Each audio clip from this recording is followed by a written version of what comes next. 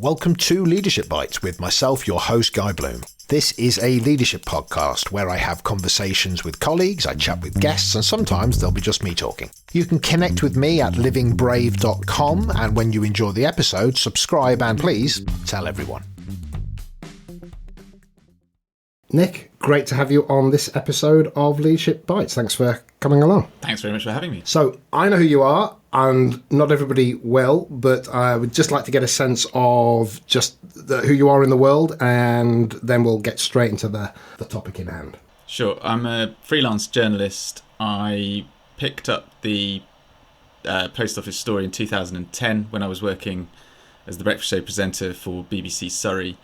I was trained up by the BBC in about the turn of the century as a journalist. I left a staff job there in 2004. I've done various reporting stints for the likes of Channel 5 News, ITV News. I've made a couple of panoramas and a couple of investigations into the Post Office. I co-wrote the Private Eye investigation, Justice Lost in the Post, which came out in 2020. And I presented the Radio 4 series, The Great Post Office Trial, which came out again in 2020. And I have spent most of last year writing a book called The Great Post Office Scandal, which has consumed my life for a good year now. And I suppose I know quite a bit about the Post Office Horizon IT disaster, and I am continuing to work in that sphere. I'm in the process of putting together a third panorama, and I'm going to be following the statutory inquiry when it starts proper in February this year to see where that leads, because there are still plenty of unanswered questions about this scandal. Okay, so this is a big topic. It's so enormous that I'm almost, it's one of the few times I've just realised that I have a sense of what it is, but not the enormity of it. Well, sorry, I have a sense of the enormity, but not the depth of it. So your book, The Great Post Office Scandal, has, first of all, it's a weighty tome, which I think is relevant to the fact that this is not a superficial topic. There's also something about the fact that every single comment I've seen from those that have read the book has been one of praise for the style, the content, the fluidity of it, the ability to read it, and I think the depth and recognition that there's a huge amount gone into this. So I want to pay the respect that I think it's due. And to start, I think what I'd like to just get from you is, for those that have been enticed by the title but don't know the topic, what is the summary? So before we get into the content of what actually was the Post Office scandal. Okay, right. I hope you're sitting comfortably. Back in the mid-90s, the government decided that it wanted to try and eliminate fraud from the benefits dispensing network and also automate the post office network. It had an idea that in order to get rid of the paper fraud that was happening with things like pension books and benefits books, it was going to introduce a swipe card. And then it realised it had nowhere to swipe the card, so it was going to create somewhere in the post office for that card to be swiped. It was a complete disaster. The benefits agency and the post office had competing priorities. Fujitsu was the organisation that eventually won the contract to build this thing, which was nearly fatally holed when the benefits agency decided that it didn't want to use swipe cards anymore, and it was going to persuade people to get benefits direct into their bank accounts, which meant that the entire revenue model for this PFI deal vanished overnight, as did potentially a third of the post office's footfall. So the entire model was reshaped. The post office became the sole client, and Fujitsu went about creating what was an accounting and EPOS system for the post office. So EPOS stands for electronic point of sale, which is basically a glorified electronic till, linked to an accounting system which would help sub-postmasters do their accounts. By the time it was rolled out, it had wasted £500 million. That was the estimate that was in a 2000 National Audit Office report. And Tony Blair called it, I think, during Prime Minister's questions in the early 2000s, one of the biggest or one of the most disastrous or biggest wastes of time. Or I should remember the exact quote because it's the front of my book, but it's something like, there is no greater disaster than the Horizon IT system when we came to power. So it had a very, very difficult birth, and up until that point, the post office had essentially been operating on a pen and paper basis. Accounts were, there were experiments with automation, and there were a couple that got quite advanced, but this was essentially going to be the big bang. It was going to go from sub-postmasters drawing up their weekly accounts on a massive spreadsheet, which they would then fold up and send to the post office financial headquarters in Chesterfield, to automating that process, as well as automating the sales and dispensing process of benefits through the front end, the EPOS side of things. So it was rolled out in 1999-2000 to the 20,000 post offices that then existed. It was described at the time as the biggest non-military IT system in Europe, and it didn't work. There was a fundamental problem with it, was that it had been badly built, and no amount of testing, no amount of correction, no amount of development changed that fundamental problem. I've interviewed someone who was at the very, very sharp end in the late 90s, and he describes taking his assessment of the Horizon project to his bosses and saying, you can try and fix this, you can try and fix that, but there is something fundamental that needs to be scrapped and rewritten because it's a prototype that has been bloated and tweaked, but it isn't fit for purpose and it won't work. He was ignored. The project was rolled out, and whilst it looked like it worked 99% of the time, if you're looking at an IT project of that scale and the consequences for 1% of it going wrong in sub-postmasters, post offices around the country, that's a serious, serious problem. And almost immediately, sub-postmasters were finding themselves with gaps in their accounts, which under the contract they had with the post office, they were held liable for. So they'd cash up at the end of a week and find that they had 10 quid, 20 quid, 50 quid, 100, 1,000, 10,000 pounds missing. And the post office's attitude was, well, we've got a Rolls-Royce IT system. Fujitsu says it is. So it's your responsibility to make good the gaps in your accounts. You are an agent of the post office and you have to render complete accounts to us. Therefore, if you do not fill this hole in your accounts, which you cannot explain why it exists, you will lose your post office, and you may well be prosecuted for false accounting or theft or fraud. Terrified postmasters just funneled their savings and their retail takings into the holes that appeared in their accounts in order to hang on to their post offices.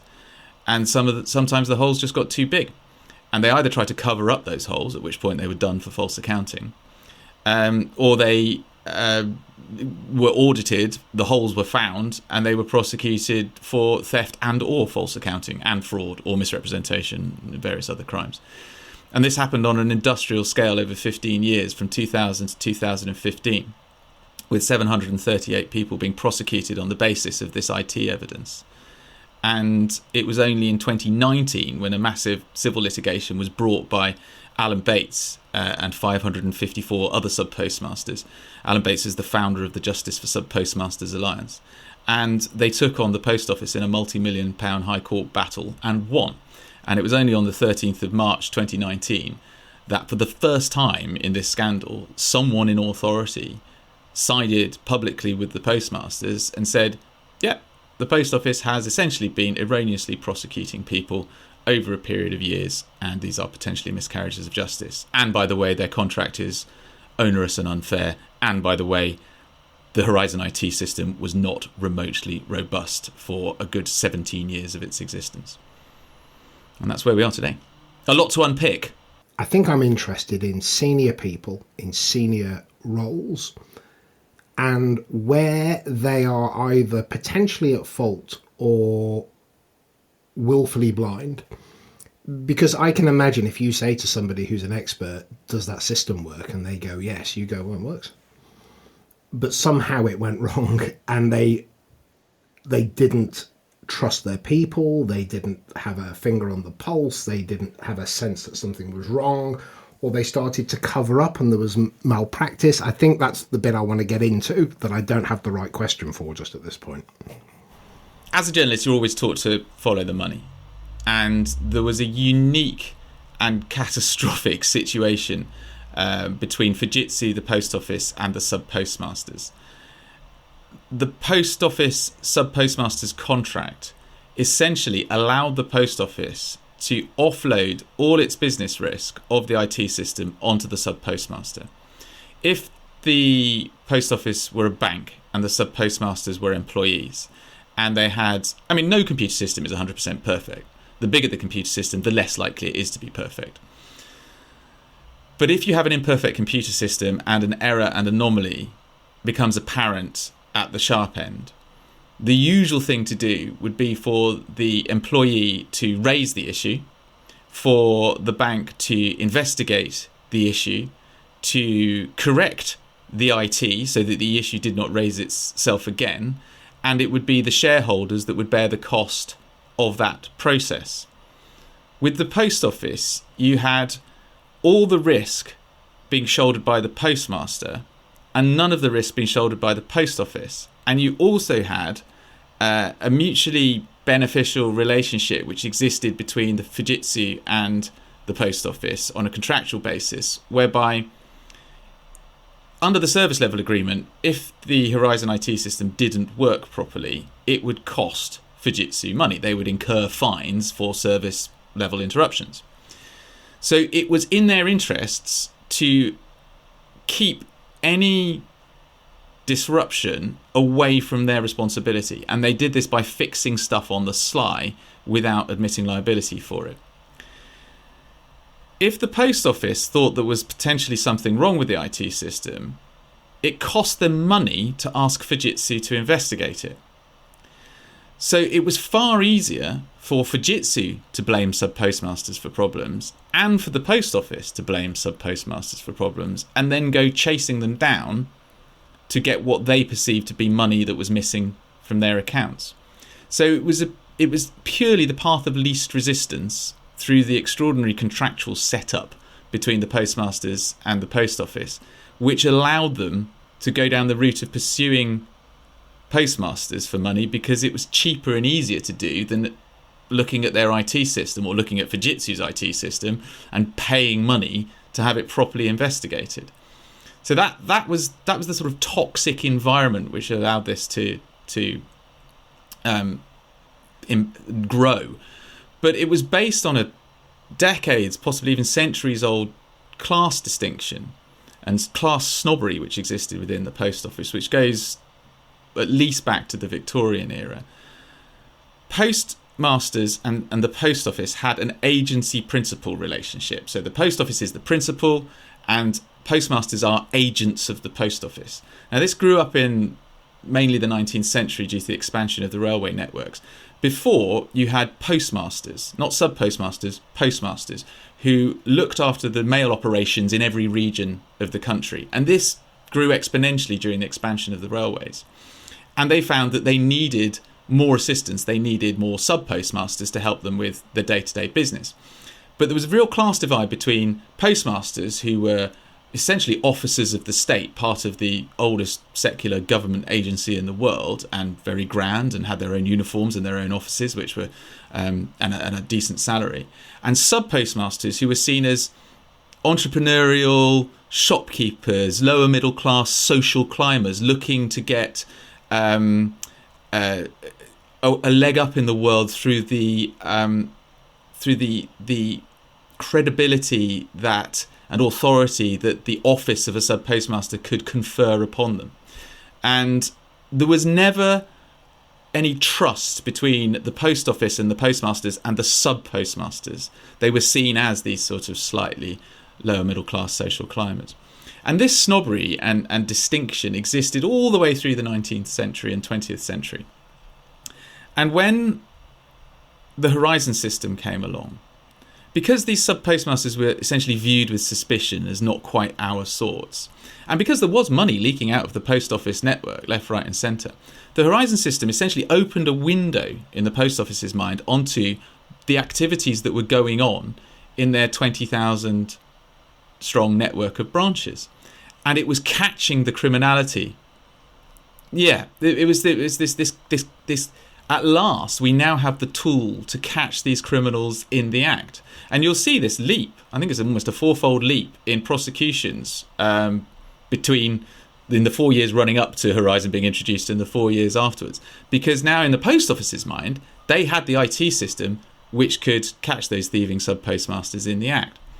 So that was another cultural reason which allowed the Post Office to believe that all their sub-postmasters were essentially potential thieves, and the status of the contract allowed them to enforce that belief.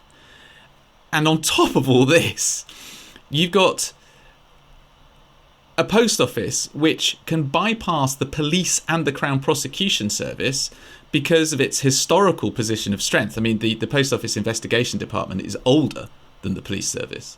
It's older than Great Britain and Northern Ireland.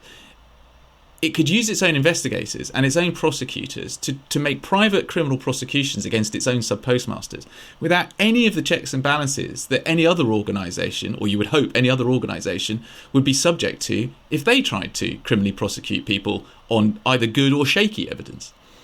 So you can see, I mean, in a way, the way I'm describing it, it is so anomalous you think it might not be able to happen anywhere else, but there are still shades of it, and there are still managerial decisions and questions about managerial integrity and personal integrity that come very, very sharply into focus in this story.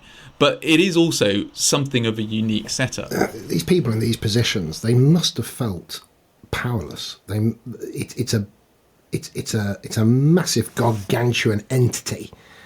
And what was the impact on people going through that experience? Because I imagine, look, take 20-odd thousand of anything, and there's going to be a distribution curve with, there will be some people in there, there are bad doctors, there are bad... That's a fact of life. But in essence, we have this group of people that are probably, I imagine, as you say, filling it with their own money, They're even, siphoning off their own money to do that. What happened to people? What was the impact on the human beings? Well, to get a post office at the turn of the century, you had to apply to the post office to be appointed sub-postmaster. It was a salaried position which came entirely separately to the post office business, which you may be buying from the outgoing sub-postmaster. It was a very weird and complex arrangement. So if I wanted, first of all, I would have to have lived a spotless life. You do not get your hands on a post office unless you have a completely clear record. And because the post office wanted the right people running its post office, handling money in a position of trust, etc. You had to have money to get a post office. So for a lot of people, this would be their last job before retirement. They would either be shopkeepers who had put aside a nest egg which allowed them to buy into a business which had a post office counter, or they were senior people from large corporations who actually fancied just sort of spending their last few years before retirement seeing a bit of their partner and working in that sort of bucolic dream of running a village post office. So you had to have a clean criminal record, and you had to have money, and you invested not only in the business, so you would buy the business from the outgoing sub-postmaster, the retail business, whatever it was, but you then had to go and be approved by the post office in order to take on the role and receive the postmaster's salary. And the post office could take that role away from you with 3 months without reason, and it was gone. So many people would put 100,000, 150,000 into buying the business, taking on the role of a sub-postmaster, and doing up the business once they were in control of it. It was their entire nest egg and life savings in many cases. And they took on the role because they wanted to serve their community. They wanted to be visible within the community. They wanted to help. It was part of being part of the fabric of the nation. You were attaching yourself to a brand of the post office, which had a wonderful brand image. And it was all about being very visible and helping. If there was an anomaly in your accounts and it was uncovered by the post office's audit team, and there are very many highly qualified auditors who bridle at the suggestion that the post office's auditors were anything other than simple counting officers. then your post office could be shut without warning, you could be suspended without notice, and you could have your entire investment removed from you without reason after 3 months. And this happened to people who had these huge anomalies in their accounts and who were either trying to sort of keep their business going by hiding them, or who were found to have them and then were just simply removed from office. So very visible, very garrulous, very entrepreneurial, very hard-working people were suddenly cast with this cloak of shame, of suspicion that something had gone wrong behind the counter, that maybe money had been taken on the side, maybe they were used. Rumours spread in the community, and of course the local newspapers very often immediately. And this shame that people felt because either they had been suffering these problems which they didn't know how to deal with, they weren't getting any help from the post office on how to deal with them, and maybe had been covering them up, or simply that they just had these holes in the accounts, they were crying out for help, they weren't getting it, and suddenly they were removed from office. It really did some significant damage to them in terms of how that shame affected them and their mental health and their ability to function amongst family members and within the community, to the extent that I've heard stories of people lying in darkened rooms, staring at the ceiling, unable to go out, being spat at as they walk down the street, unable to tell their relatives, families breaking down as a result of this. And this isn't just people who were prosecuted and convicted, this is people who were just sacked. On top of that, you have then people who were pushed through the criminal justice process, who faced the prospect of going to court. These people had never been near a courtroom in their entire lives, and suddenly they're standing in the dock trying to explain why money are going missing, which they simply couldn't. And being on the front page of the local newspaper, having relationships break down, losing all their friends as a result, never being able to work again as a result, suffering extended difficulties when it comes to, again, their own mental health, their future prospects, and their families' prospects. So the damage that this did on an industrial scale, this isn't just one or two isolated cases, this is more than 700 people who suffered this as a result of faulty IT evidence that was presented to them and to their defence teams through the criminal justice process. It killed some of them. It sent some of them had to be institutionalised. Some of them broke up from their families. And I spoke to a chap on the steps of Southwark Crown Court who had his conviction quashed the other day. Hasn't spoken to his father in 10 years. The relationship has completely broken down, and it's never going to get back up again. No amount of compensation or time will ever make up for losing your dearest family relationships, because people were considered to be convicted criminals and therefore deserved everything that came their way. And we know that people who are in positions that they cannot control, which they believe themselves to be entirely innocent of, really, really does traumatise them. I was speaking to a forensic psychiatrist who was assessing some postmasters for compensation claims as a result of having their convictions quashed. And he said all but one of them had undiagnosed PTSD. The other one had already been diagnosed with PTSD. They constantly have to relive their traumas. Whenever they're asked to provide paperwork, whenever they're asked to provide paperwork about their criminal convictions for any other job that they're trying to go for, the shame and the guilt and the trauma comes back up. Many people who have been written to by the post office saying, we think your convictions might be unsafe, do not want to go through the process of having their conviction quashed because they've managed to bury the trauma, and looking for all that old paperwork forces them to relive their experiences. So this is a very, very serious harm that's been inflicted on a serious number of people by the state. The post office is a government-owned institution. The purpose of government is to keep its citizens safe. And yet here was an arm of government, a state agency, inflicting harm on hard-working, upstanding, community-minded citizens who only ever wanted to make a decent living. That's the nub of the scandal. Part of me wants to know, in the current social media age, would the same thing happen again? Would it have come out quicker if it happened today? There was no voice for them. It definitely would have come out quicker. Yeah, it definitely would, because there were three factors to that. One was, yes, there was no social media. There were very rudimentary message boards. And don't forget, a lot of sub-postmasters in the early 2000s were older. They weren't necessarily that computer literate. they had to deal with this horrendous Horizon system, but the only way of dealing with it was a helpline. There were no forums, there was certainly no Twitter or Facebook or anything like that, which are now very, very active within the sub-postmaster community, and in the last decade have been instrumental in flagging up IT errors well before the post office alerted them to it.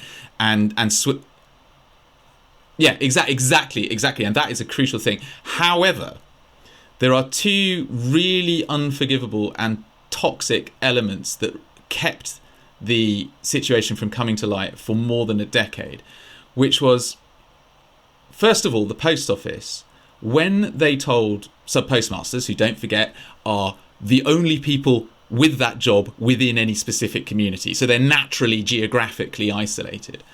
When they were having problems with their IT system, the post office would come to them and say, you're the only ones. It can't be Horizon because you're the only ones who are having a problem with this IT system. This has been a refrain that has been evidentially repeated in the testimony of sub-postmasters up and down the country for more than a decade. We haven't seen anything in writing from the post office that suggests it was policy of their investigators to tell sub-postmasters that they were the only ones. But it is a repeated refrain that many sub-postmasters report hearing from the Horizon helpline, who they would call up when they were in difficulties, and the investigators who came in when things were going wrong, or the auditors. So the post office, knowing these people were isolated individually, kept them isolated by diverting them away from the IT system and putting the blame on them. You're the only office that we've got that's reported problems with this IT system. We think it must be you. And of course that caused people to doubt their own minds and their own sanity as a result of not being able to understand what they were seeing with their own eyes, and then being told that what they were seeing was wrong. So that was another mental health spin-off from that. But the biggest problem was that the union, who represents the sub-postmasters, the National Federation of Sub-Postmasters, took a policy decision very, very early on never to criticise Horizon.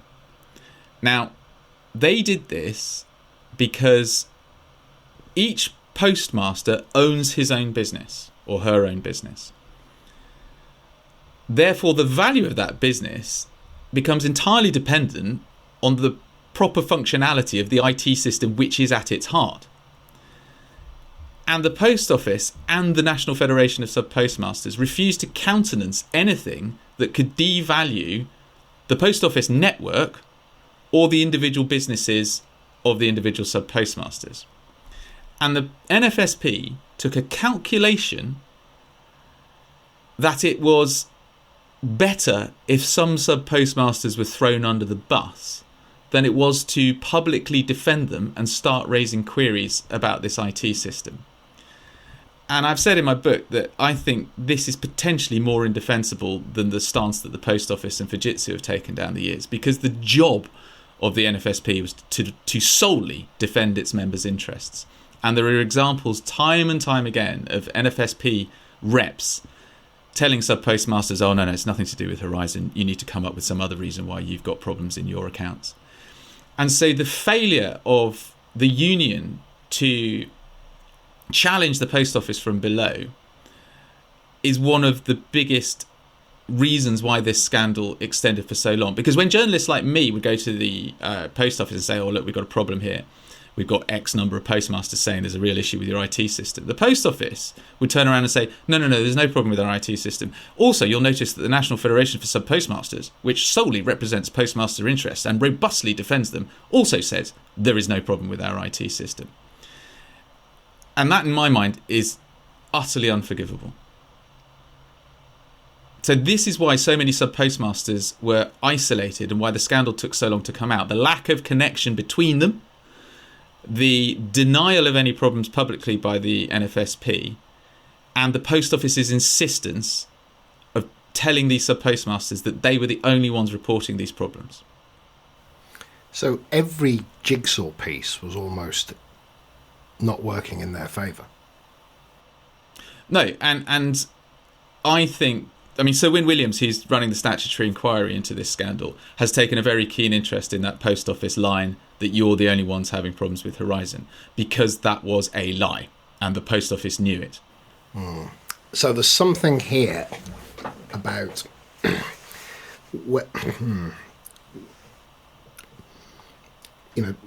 this maybe wasn't a plot.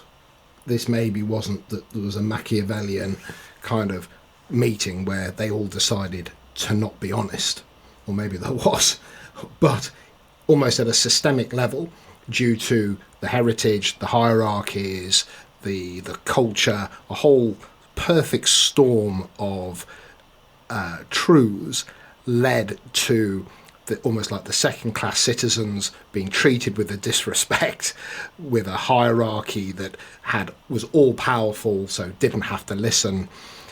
Probably, by the sounds of it, was, you could say, lazy, you could say willfully blind, you could say maybe individuals within the system, because I'm imagining that there were people in the system on the other side that did sense something was wrong, but maybe they didn't have a voice themselves, that the system was too big for them. And I'm also then interested, I think, and that is the question I'm leading up to now, is what about the people inside Fujitsu or the post office or the unions that maybe sensed something was wrong?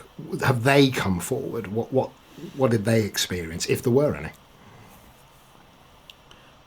There were some. There were vanishingly few, and it's something that struck me over the last 20 years, how few people have come forward and said, I had real misgivings, real concerns. And the people who have come forward and the people who did try to change things initially from within and then by whistleblowing have had a huge impact on this story. Alan Bates, who was the founder for the Justice for Sub-Postmasters Alliance, when he was fired from his post office in 2003, spent years gathering together sub-postmaster testimony, the individuals who'd been affected, and presenting them to Parliament, where a number of MPs started to take up cudgels on their behalf.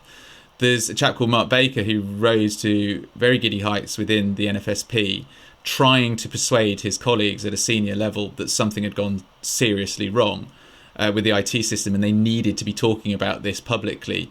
He wasn't listened to, and eventually left and joined the CWU, where he was able to, where basically a sympathetic union who would actually listen to what he was saying and would help sub-postmasters who were at the sharp end of the post office's heavy-handed tactics. And there was a gentleman called Richard Roll, who was an RAF engineer who went into Fujitsu in the early days, I think between 2001 and 2004. And he was working in third tier support, basically firefighting this system. It was his and 29 other colleagues' job to keep the Horizon system on the road by fixing bugs, by rolling out patches, by rebuilding terminals, by diving into them and fixing them as best they could. And he didn't like the work culture there. He had severe misgivings about the patching up that was going on behind the scenes that wasn't being communicated to the post office and to the individual sub-postmasters, and he eventually left. But he came forward, actually, weirdly, after seeing my first broadcast on this issue back in 2011.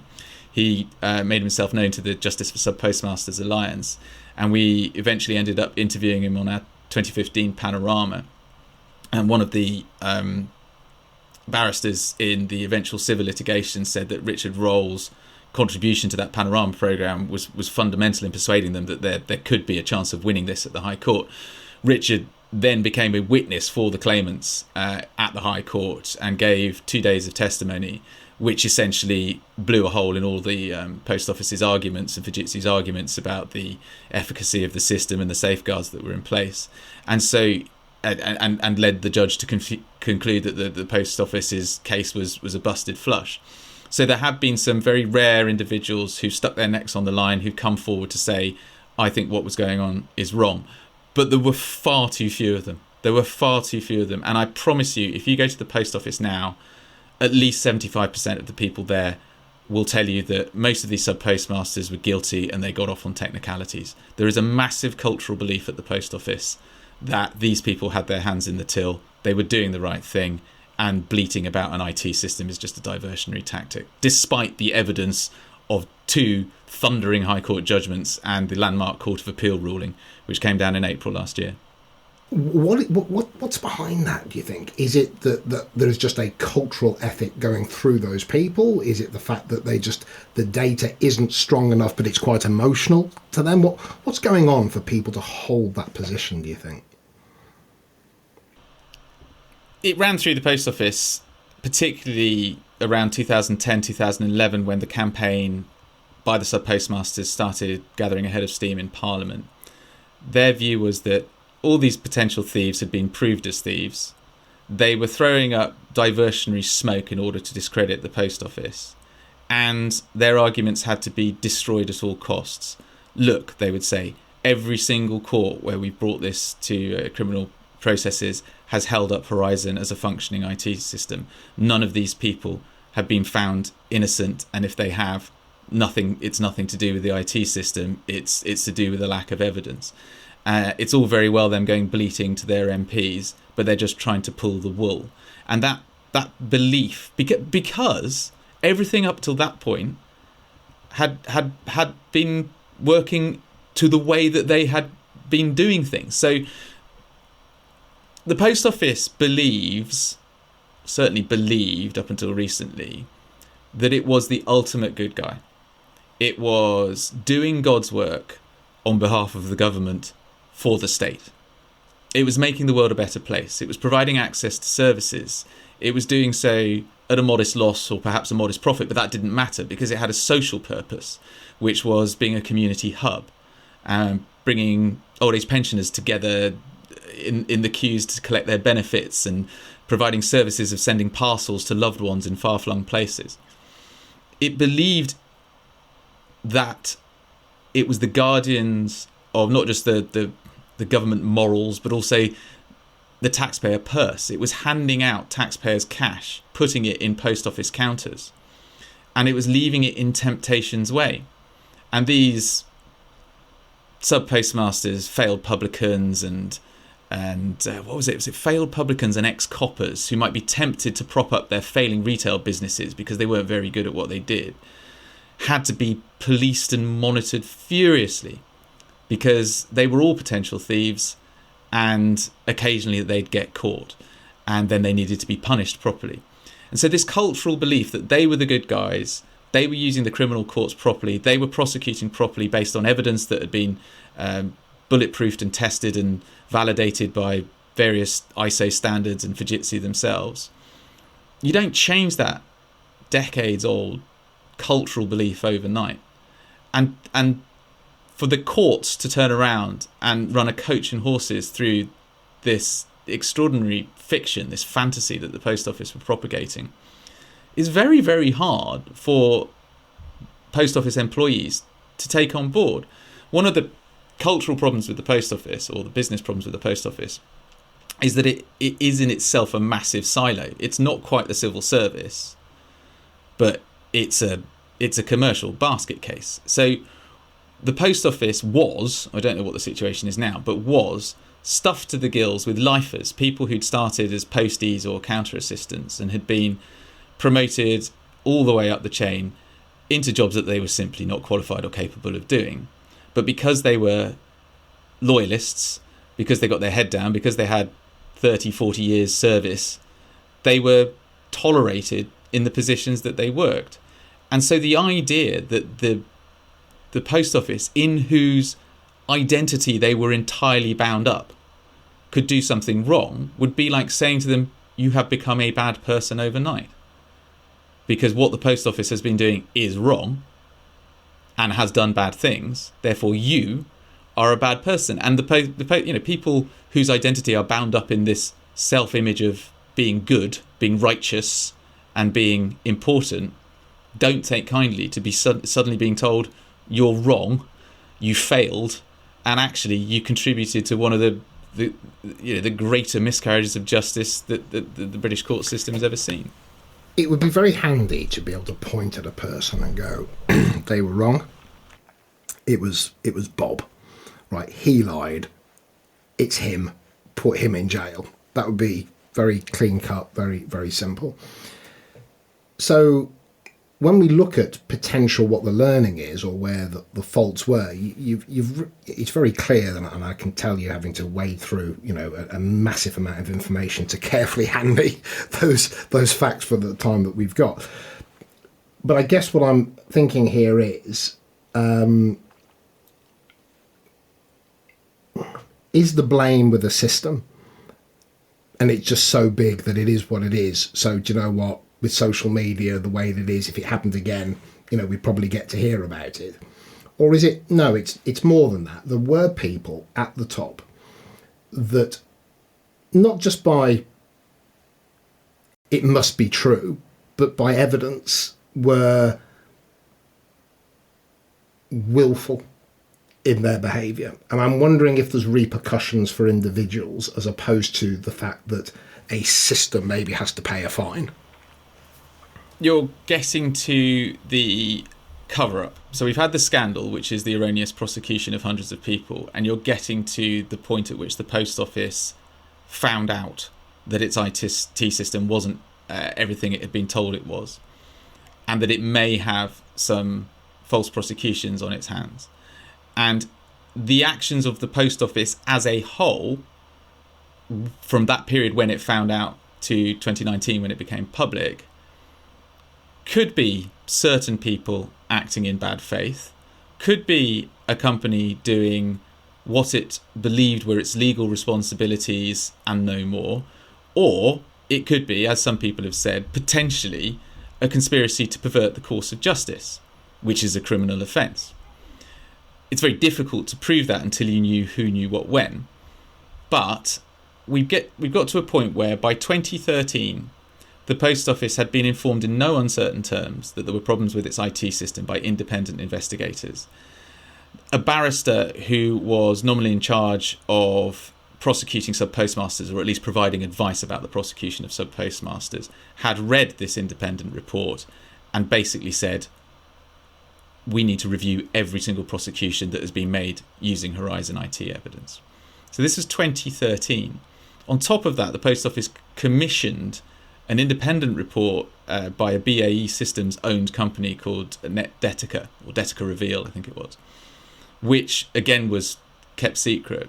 But it said your IT systems are not fit for purpose, your staff are completely stuck in their ways of doing things, that doesn't necessarily make them right, and your processes for auditing sub-postmasters are not fit for purpose. This information will have gone to the board of the Post Office. Certainly the issue that there was a problem with its prosecutions went to the board of the Post Office.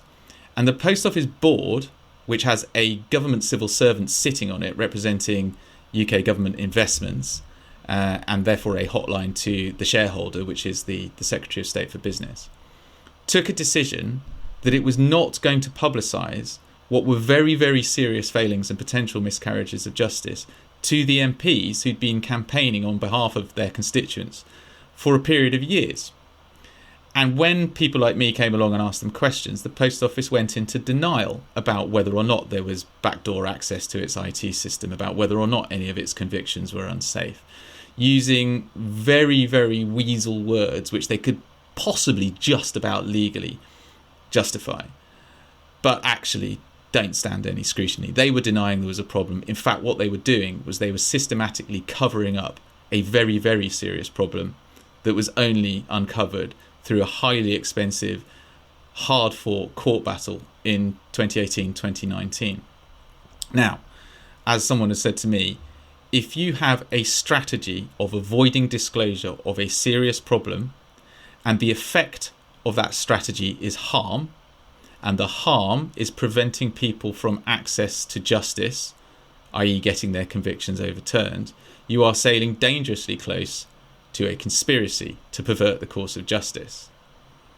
Now, if I'm the chief executive of a large organisation and someone comes to me and goes, boss, we've got a serious problem here, not just with our IT system, but with the way that we've been prosecuting people, my first call as a non-legally qualified person would be to senior lawyers. I would say, senior lawyers, we have what looks like a serious problem. Could you look at this and provide us with some options? And the senior lawyers, who are instructed by the Post Office, have a duty to the Post Office. They have a duty to justice. Of course they do, an overriding duty to justice, but they also have a duty to the Post Office. And if they can come up with a way that is legally justifiable, but which also does what the Post Office wants it to do, which is essentially make the problem go away as quietly as possible, then the board can turn around and say, we ask the lawyers what to do.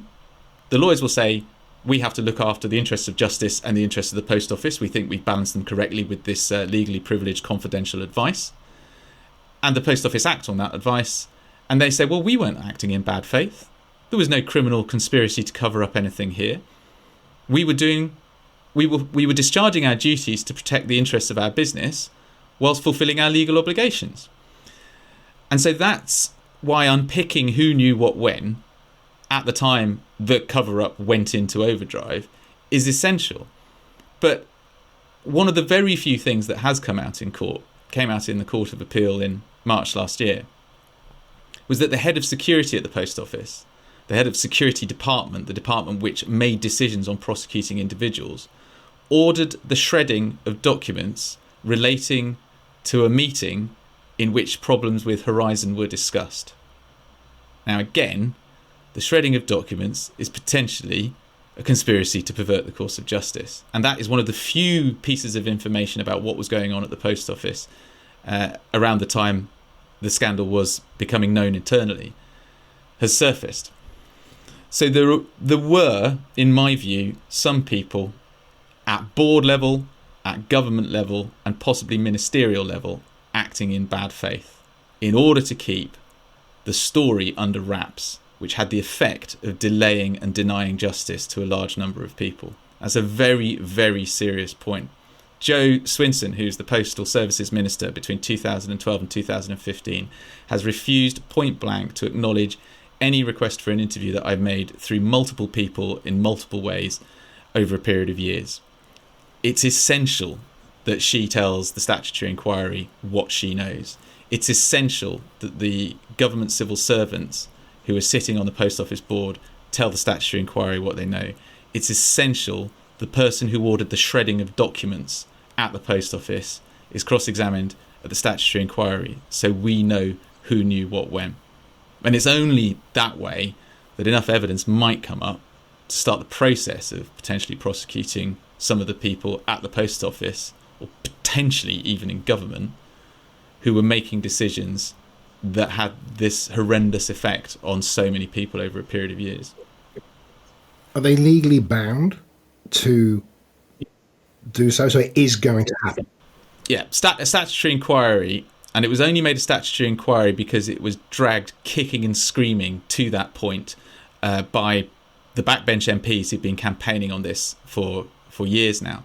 If you look at the government's immediate response to the High Court litigation, it was to say, oh, we don't really need to do anything more than just sort of, well, it all happened such a long time ago and so many people were involved, we're not really minded.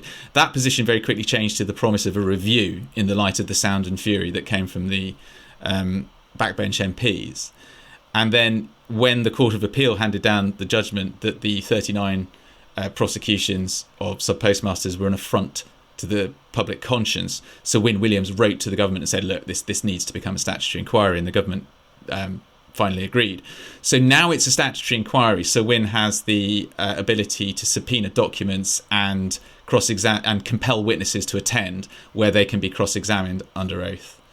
And we've seen from the Grenfell inquiry that raises all sorts of potential issues. There were witnesses at the Grenfell inquiry who sought to receive an exemption from prosecution on condition of them actually attending and giving evidence at the inquiry. And that's an area which I haven't got into legally and I don't quite understand. So I wonder whether or not there will be a huge amount of horse trading coming from witnesses who will obviously not want to incriminate themselves, but who also may want to help get the inquiry to a point where it can actually reach some kind of finding.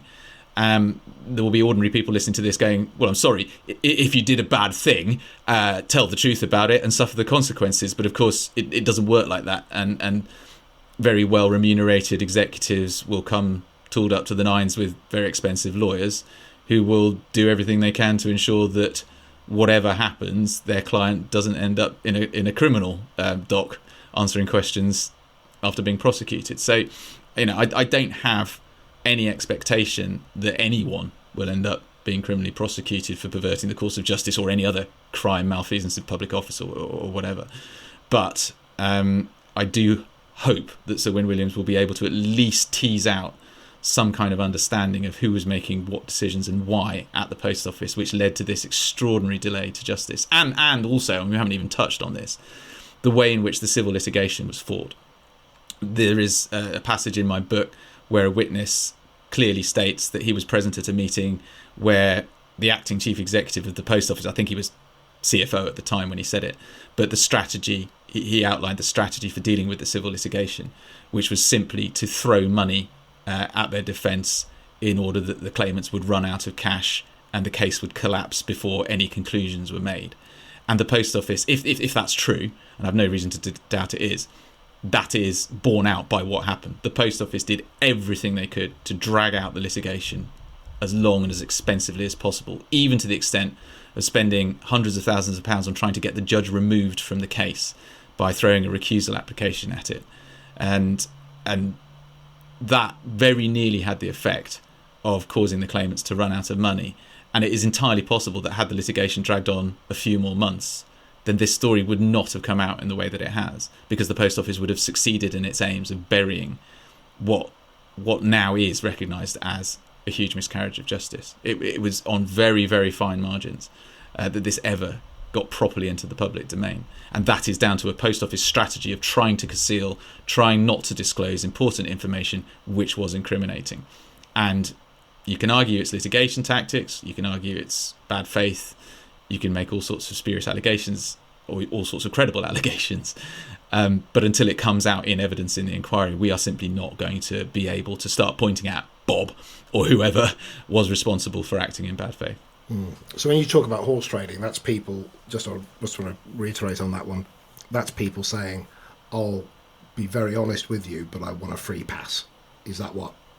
Yeah, and I must admit, I haven't followed that through on the Grenfell inquiry, but I do remember seeing the news reports about executives from building materials companies saying, we are not going to give evidence because we have the right not to incriminate ourselves in a quasi-judicial environment, on oath, essentially. But we also do want to give evidence that will help the inquiry reach its conclusion. Therefore, yeah, we want some kind of indemnity against prosecution. And I think, and I may well be wrong with this, so please do check, but I think the deal that was reached was that anything that is said in the inquiry cannot be used to prosecute those people, but that doesn't necessarily mean they've got indemnity from prosecution over anything else that may come to light or any evidence that may come to light separately from the inquiry. But again, please check that, because I'm outside the post office, I'm on quite shaky ground. Where are people now? Will they get? Are they getting money back? Are they getting remuneration? Are they? Where are they?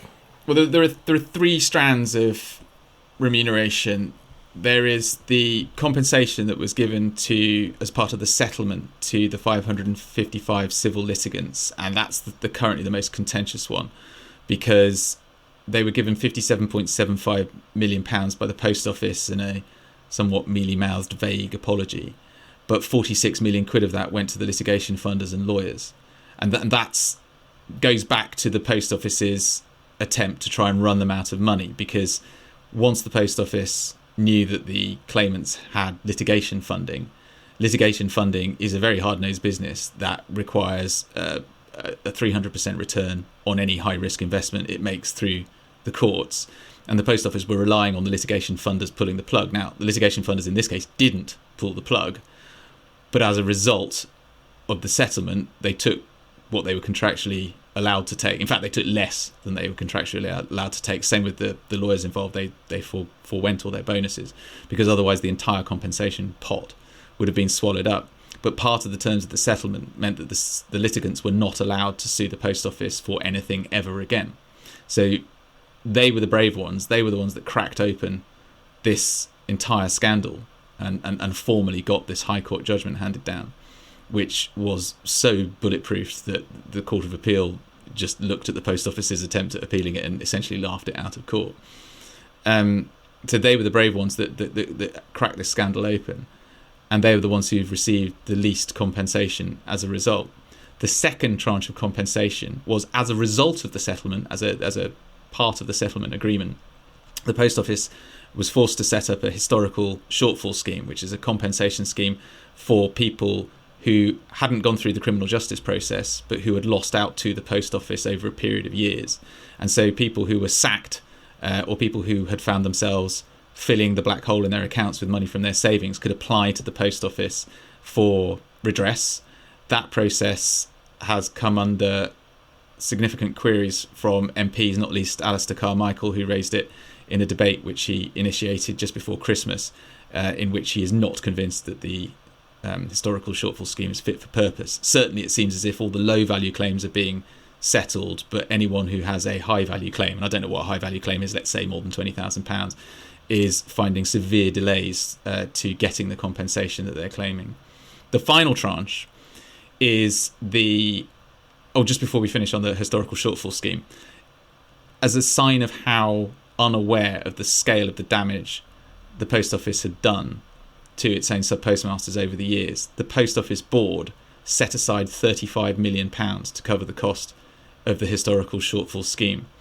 Before the scheme had been fully counted up, the number of claims had been fully counted up, it reported to the government that it had £311 million worth of claims, which effectively, if they had to settle them, would stop the post office from being a going concern. So it's had to go cap in hand to the government going, oh, we got this wrong by a factor of 10. Could you give us some cash? Otherwise, we're going to fall over as a business. So now the government is basically paying, the taxpayer is paying the compensation for the historical shortfall scheme. And then aside from that, you've got the people whose convictions have been quashed, seeking to sue the post office for malicious prosecution. Now, the post office is trying to divert them into alternative dispute resolution, which is a cheaper, quicker and potentially easier way of getting a settlement. But I know for a fact that many postmasters whose convictions have been quashed are seeking 7 figures worth of damages. I know of at least one who's seeking 8. So let's just assume that of the 72 people who've already had their convictions overturned, that's going to cost an average of 3 million. You're into 220 million. The post office has written to 640 people out of that 738 figure saying that they believe that their convictions could be unsafe. So if 640 people are going to get just 2 million in terms of compensation for being wrongly convicted, you're into $1 billion quite quickly, more than $1 billion, on top of the 311 million, on top of the 57.75 million, on top of the 100 million that the post office spent fighting all this through the various courts, on top of the post-conviction disclosure exercise that was initiated by the High Court decision, which had 60 barristers working on it at one point. I mean, Paula Venables was brought into the post office as chief executive in 2012 with pretty much one overriding objective, which was to make the post office wash its face by 2020. It was losing money, around 100-200 million pounds a year, and her job was to commercialise it to the extent that it was no longer a drain on the exchequer. She did that by cutting sub-postmaster remuneration to the bone. Many sub-postmasters have got essentially valueless businesses because no one would want to buy a post office business anymore, and they're working for less than the minimum wage in order to carry out the functions that are required of them as sub-postmasters. So by screwing her own sub-postmasters, Paula Venables did allow the post office to finally wash its face, but also by pursuing the strategy that she and her colleagues did over the litigation and over the issue of false prosecutions and the sub-postmasters campaign. She's and her colleagues have effectively cost the government more than £1 billion, I think. But I mean, that number hasn't been finalised and it hasn't been handed over yet. But a reasonable estimate would say that this will cost the government more than £1 billion. So that's an amazing legacy, isn't it, when you look at it? So what's the timeline on this, Nick? How long does this go on for? Well, so, I mean, it started 1999, 2000. The cover-up began in 2013. The case was blown open in the High Court in 2019. The Court of Appeal makes its definitive ruling in 2021. You've had 72 convictions overturned, but there are possibly hundreds more that could come. You've got the statutory inquiry, which just before Christmas announced that there was no way that it was going to be able to report next year. So that's going to roll on into 2023. You've got the criminal investigation, which is ongoing by the Metropolitan Police into the evidence given by Fujitsu employees in criminal and civil cases about the efficacy of Horizon, which so far has got nothing to show for itself in 2 years. It could be another 2 years before any charges are laid at anyone's door.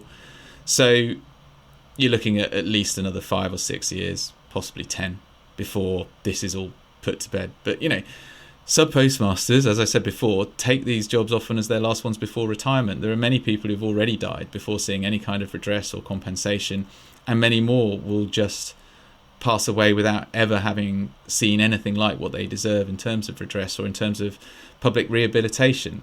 And there will be executives whose fingers might be pointed at who are also getting old and may be able to claim ill health or that it's not in the public interest to prosecute them, etc., as this drags on. So it's a really real.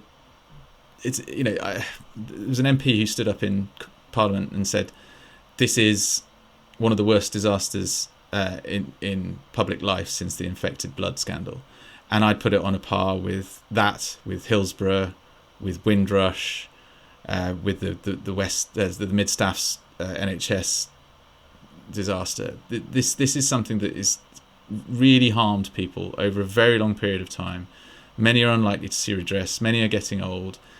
The individuals who are responsible for it will really never get their collar felt, and it's the taxpayer who ends up picking up the bill for it, because it is so easy in this country to get away with making very, very bad and harmful decisions. If it was easier to put executives and decision makers in prison for making either very bad decisions or decisions in bad faith or negligent decisions, I'm sure it would focus their minds a little more.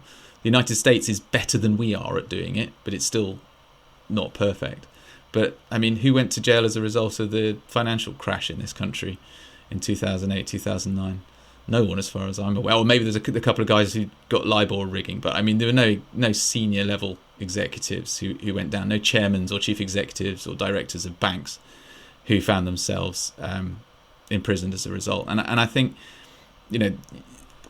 your podcast is about leadership and about ethics and about moral compass and making the right decisions.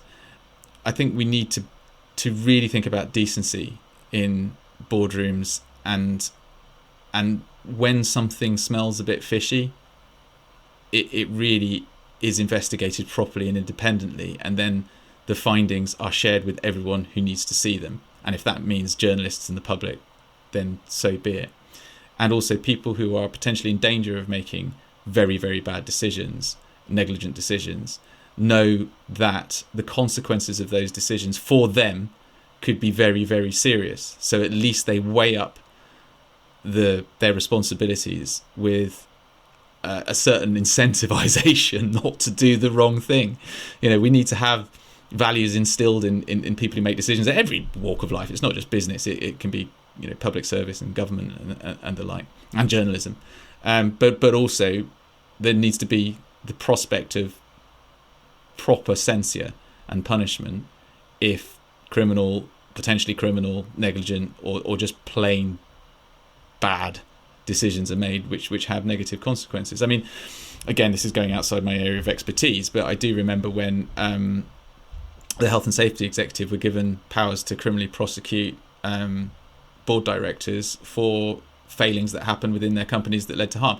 That very, very quickly led to a health and safety culture which everyone decries, but actually the reason it was brought in was because every board member thought, well, I don't want to be going to prison for someone who gets injured as a result of bad practice or negligent practice on my watch, so we're going to make sure that we're doing everything we reasonably can to make our business safe.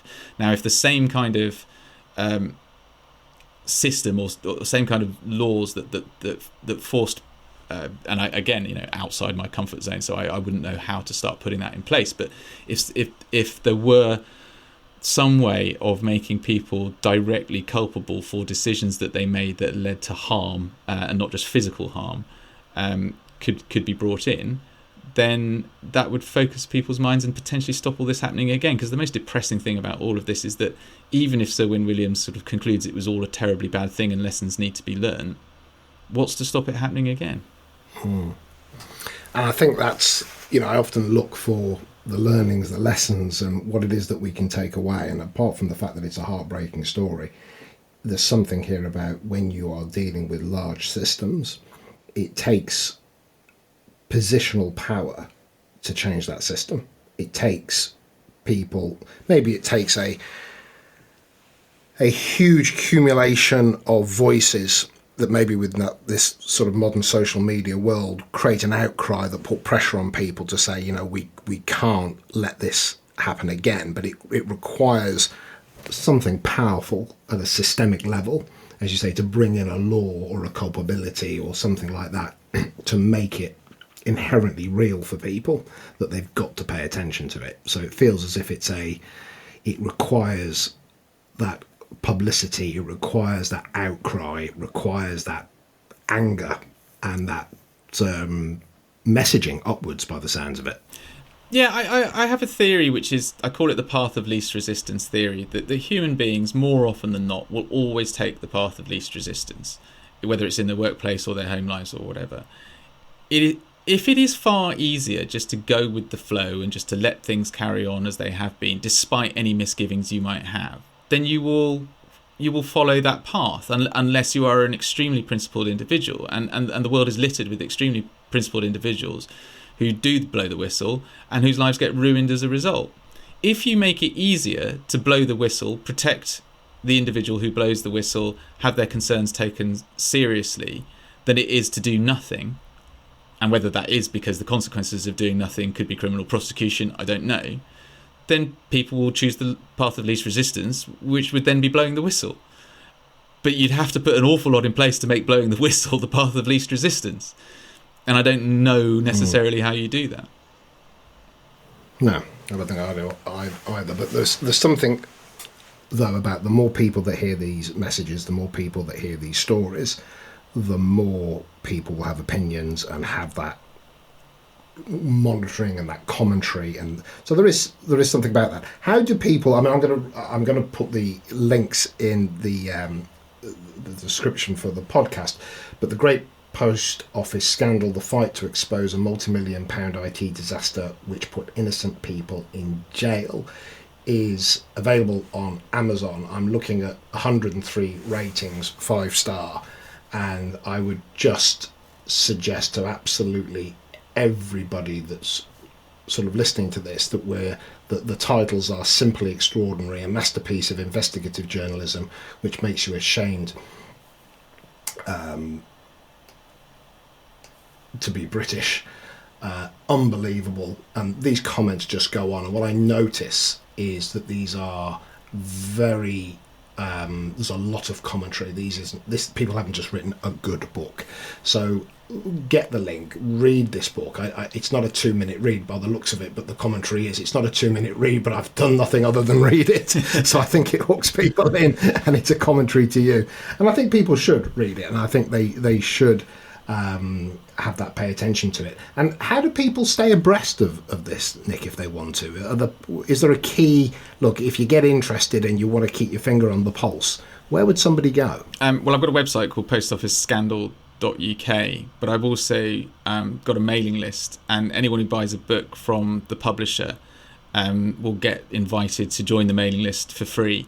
And I write occasional newsletters whenever the story has got something to give or to offer, or there's an upcoming event, or I've attended a hearing and the like. I can communicate that to my, I call them secret emailers, because when I was at court I was putting public stuff up on my blog, and then I'd also do a sort of what really was happening, or the slightly gossipy side of what was going on in court, which I didn't think was necessarily appropriate for putting up on a public blog, but it was something that a lot of people actually really responded to. So I used to say, well, if you want to get the secret email, you can sign up to that. So if you buy the book through the publisher, which is Bath Publishing, then you'll get an automatic invite to. But I mean, just on the point of the book, I did want to write the definitive account of the scandal to date, and you're right. This story will rumble on for another decade or so. But it struck me as the right time to put the book together, because it started off with prosecutions and it ended with all those people being exonerated on the steps of the Court of Appeal. But my two literary heroes are Michael Lewis, well, amongst others, but Michael Lewis and Oliver Bullough are brilliant journalists who write about quite dull subjects in a very entertaining way, and I wanted to write something of a factual thriller, which was almost a tribute to their way of dealing with sometimes quite dry and knotty subjects. So although it is a large book, and although it is meant to be definitive, I've tried to write it as a thriller, as a page turner, so that you can get invested in the individual stories of some of the people involved, the narrative itself, as well as learning a huge amount of stuff about the way the post office operates and what was actually going on behind the scenes. So that was the attempt. And yes, I have been quite gratified by the reviews. Surprised even. It made me think I probably need to go back and read the book to see if it really is this good. But it's nice when it's nice when it's received well, frankly. That's fantastic.